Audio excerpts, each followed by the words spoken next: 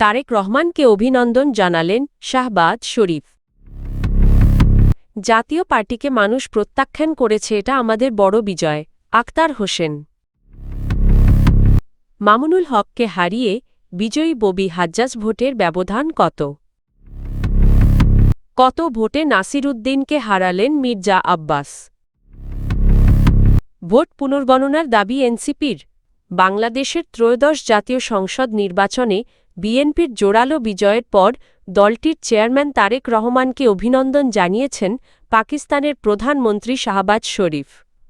শুক্রবার সামাজিক যোগাযোগ মাধ্যম এক্সে দেওয়া এক বার্তায় শাহবাজ শরীফ বিএনপিকে নির্বাচনী বিজয়ের জন্য শুভেচ্ছা জানান এবং সফলভাবে নির্বাচন সম্পন্ন করায় বাংলাদেশের জনগণকেও অভিনন্দন জানান। বার্তায় তিনি বলেন, বাংলাদেশের নতুন নেতৃত্বের সঙ্গে ঘনিষ্ঠভাবে কাজ করতে আগ্রহী পাকিস্তান। দুই দেশের ঐতিহাসিক ও ভ্রাতৃপ্রতিম বহুমাত্রিক দ্বিপাক্ষিক সম্পর্ক আরও জোরদার করা এবং দক্ষিণ এশিয়াসহ বৃহত্তর অঞ্চলে শান্তি, স্থিতিশীলতা ও উন্নয়ন এগিয়ে নেওয়ার প্রত্যাশাও ব্যক্ত করেন তিনি। এর আগে একই ধরনের শুভেচ্ছা বার্তা দিয়েছেন পাকিস্তানের প্রেসিডেন্ট আসিফ আলী জারদারি।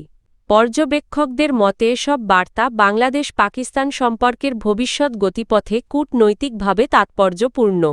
রংপুরে এবারের জাতীয় সংসদ নির্বাচনে জাতীয় পার্টি প্রত্যাখ্যাত হয়েছে বলে মন্তব্য করেছেন জাতীয় নাগরিক পার্টির এনসিপি সদস্য সচিব আক্তার হোসেন। শুক্রবার ভোরে রংপুর জেলা প্রশাসকের কার্যালয়ের সামনে বিজয় পরবর্তী প্রতিক্রিয়ায় তিনি বলেন, রংপুরের ৬টি সংসদীয় আসনের মধ্যে ১১ দলীয় জোট একটিতে শাপলা কলি এবং ৫টিতে দাঁড়িপাল্লা প্রতীকে বিজয় অর্জন করেছে। এর মাধ্যমে এবারের নির্বাচনে আওয়ামী লীগ কার্যত অনুপস্থিত ছিল এবং জাতীয় পার্টিকেও জনগণ প্রত্যাখ্যান করেছে। আখতার হোসেন বলেন, ৫ আগস্টের পর যেমন জাতীয় পার্টি প্রত্যাখ্যাত হয়েছিল, তেমনি ১২ই ফেব্রুয়ারি রংপুরের জনগণ ভোটের মাধ্যমে সেই অবস্থান আবারও স্পষ্ট করেছে।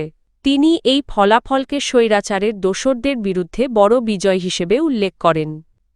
বিজয়ের জন্য ভোটার, প্রশাসন ও গণমাধ্যম কর্মীদের প্রতি কৃতজ্ঞতা জানিয়ে তিনি বলেন, নিরপেক্ষ ভোট নিশ্চিত করতে যারা ভূমিকা রেখেছেন রংপুরের জনগণ, তাদের সবাইকে ধন্যবাদ জানায় এনসিপি। তবে তিনি অভিযোগ করেন, নির্বাচনের বিভিন্ন জায়গায় কারচুপি, সংঘর্ষ ও রক্তপাতের ঘটনা ঘটেছে। এসব বিষয়ে দল ও জোটের পক্ষ থেকে পর্যালোচনা চলছে এবং শিগগিরই আনুষ্ঠানিক বিবৃতি দেওয়া হবে বলে জানান তিনি। উল্লেখ্য, শাপলা কলি প্রতীকে আক্তার হোসেন পেয়েছেন ১,৪৯,৯৬৬ ভোট। তার নিকটতম প্রতিদ্বন্দ্বী বিএনপির প্রার্থী এমদাদুল হক ভরসা ধানের শীষ প্রতীকে পেয়েছেন ১,৪০,৫৬৪ ভোট। একই আসনে গণভোটে হ্যাঁ ভোট জয়ী হয়েছে। ঢাকা ১৩ আসনে মোহাম্মদপুর আদাবর শ্যামলী ত্রয়োদশ জাতীয় সংসদ নির্বাচনে বিএনপির প্রার্থী ববি হাজ্জাজ বিজয়ী হয়েছেন। ধানের শীষ প্রতীকে তিনি পেয়েছেন ৮৮,৩৮৭ ভোট। তার নিকটতম প্রতিদ্বন্দ্বী জামায়াতে ইসলামী নেতৃত্বাধীন ১১ দলীয় জোটের প্রার্থী ও বাংলাদেশ খেলাফত মজলিসের আমির মামুনুল হক রিকশা প্রতীকে পেয়েছেন ৮৬,০৬৭ ভোট। দুই প্রার্থীর ভোটের ব্যবধান দাঁড়িয়েছে ২,৩২০। বৃহস্পতিবার রাতে আসনটির ১৩৯টি কেন্দ্রের ফল প্রকাশের পর এ ফলাফল নিশ্চিত হয়। শুরু থেকেই দুই প্রার্থীর মধ্যে হাড্ডাহাড্ডি লড়াই দেখা গেছে। এই আসনে মোট ৯ জন প্রার্থী প্রতিদ্বন্দ্বিতা করেন। বাকি ৭ জন প্রার্থী সম্মিলিতভাবে ৩,৮১৩ ভোট পান। ঢাকা উত্তর সিটি কর্পোরেশনের ৭টি ওয়ার্ড নিয়ে গঠিত ঢাকা-১৩ আসনে মোট ভোটার সংখ্যা ৪,০৮,৭৯১ জন। এর মধ্যে মোট ভোট পড়েছে ১,৭৮,২৭৬টি। বৃহস্পতিবার সকাল ৭:৩০ থেকে বিকাল ৪:৩০ পর্যন্ত সারা দেশের মতো এই আসনেও ভোট গ্রহণ অনুষ্ঠিত হয়। দিনের শুরুতে ভোটার উপস্থিতি তুলনামূলক কম থাকলেও বেলা বাড়ার সঙ্গে সঙ্গে কেন্দ্রগুলোতে দীর্ঘ সারি দেখা যায়। বিশেষ করে তরুণ ভোটারদের অংশগ্রহণ ছিল উল্লেখযোগ্য।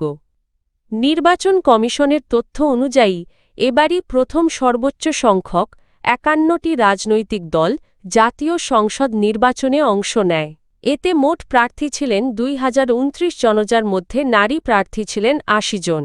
ত্রয়োদশ জাতীয় সংসদ নির্বাচনের আলোচিত ঢাকা-৮ আসনে বিএনপির প্রার্থী মির্জা আব্বাস বেসরকারিভাবে বিজয়ী হয়েছেন। তিনি জাতীয় নাগরিক পার্টির এনসিপি মুখ্য সমন্বয়ক নাসিরুদ্দিন পাটোয়ারীকে পরাজিত করেন। শুক্রবার ভোর রাত ৪:৩০টায় ঢাকার বিভাগীয় কমিশনার ও রিটার্নিং কর্মকর্তা শরফ উদ্দিন আহমেদ চৌধুরী এই ফলাফল ঘোষণা করেন। রিটার্নিং কর্মকর্তার তথ্য অনুযায়ী আসনটির ১০৯টি কেন্দ্রের মধ্যে ১০৮টিতে ভোটগ্রহণ অনুষ্ঠিত হয়।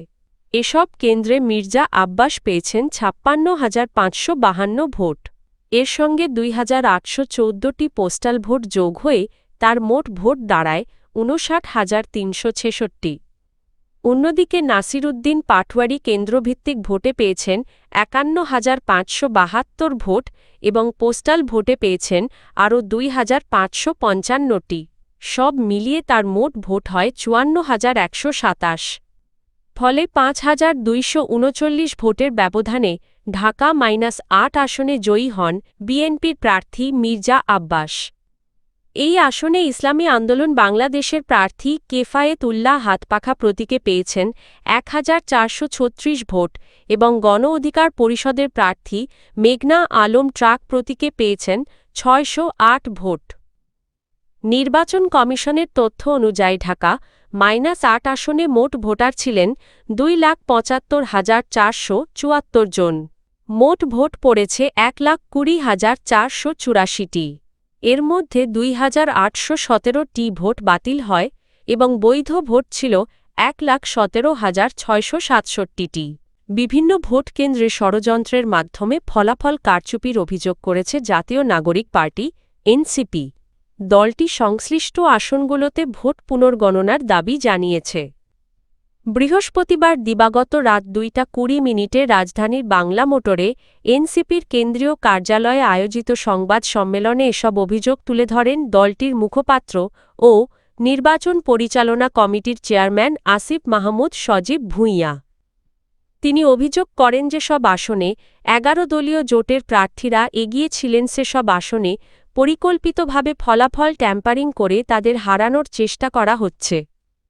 আসিফ মাহমুদ বলেন, কেন্দ্রভিত্তিক প্রাথমিক ফলাফল ও রিটার্নিং কর্মকর্তার দপ্তর থেকে ঘোষিত ফলাফলের মধ্যে গরমিলের প্রমাণ তাদের কাছে রয়েছে।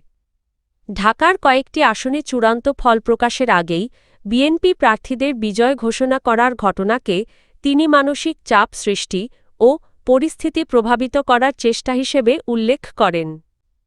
তিনি আরও অভিযোগ করেন, কিছু আসনে বেসরকারি ফলাফলে এনসিপি প্রার্থী এগিয়ে থাকা সত্ত্বেও ইচ্ছাকৃতভাবে বিশৃঙ্খল পরিস্থিতি তৈরি করা হয়েছে। এনসিপি অবিলম্বে সংশ্লিষ্ট কেন্দ্রগুলোতে পুনর্গণনা ও নিরপেক্ষ তদন্তের দাবি জানিয়েছে।